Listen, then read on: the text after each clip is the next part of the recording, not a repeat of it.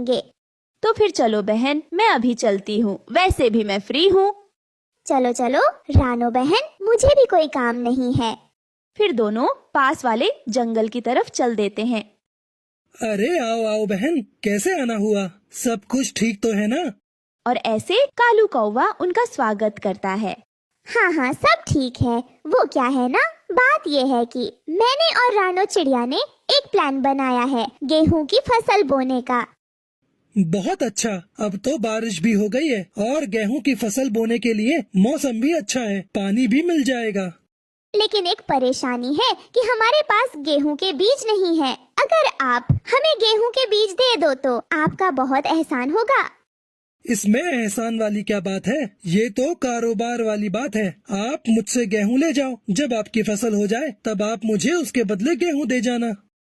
हाँ, ये ठीक है, मुझे तो कोई एतराज नहीं है, लेकिन आप रानो चिड़िया से भी पूछ लो।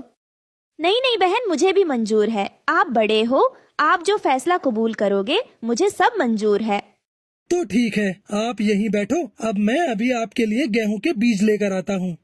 फिर कालू कौवा गेहूं के बीज लेने जाता है और कुछ ही देर में गेहूं के बीज लेकर बाहर आ जाता है।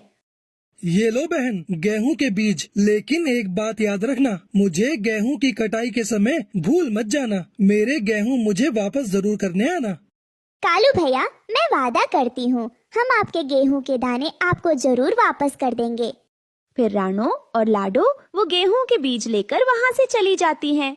ये जगह ठीक है बहन, हम यहीं गेहूं के बीज बो देते हैं। ये कहकर वो दोनों उस खेत में अपने गेहूंओं के बीज बो देते हैं। तब रानो चिड़िया कहती हैं, बहन अब चलो घर चलते हैं, अब हमारा काम तो खत्म हो गया, अब कुछ दिनों बाद आकर फिर एक बार देख लेंगे। हाँ चिड़िया बहनाएं, चलो अब हम चलते हैं, वैसे भी मैं थक गई हूँ। फिर वो दोनों अपने अपने घर चले जाते हैं। ऐसे ही कुछ दिन बीत जाते हैं। एक दिन रानो लाडो के पास आती है, बहन अब तो कई दिनों से बारिश भी नहीं हुई है, चलो चलकर हम अपनी फसल को देख आते हैं कि कहीं हमारी फसल सूख तो नहीं गई है। हाँ हाँ, मैं भी तुम्हारे पास आने वाली थी, अगर पानी सूख गया तो हमारी गेहूं की फसल बर्बाद हो जाएगी। फिर वो दोनों अपनी गेहूं की फसल देखने के लिए निकल आते हैं।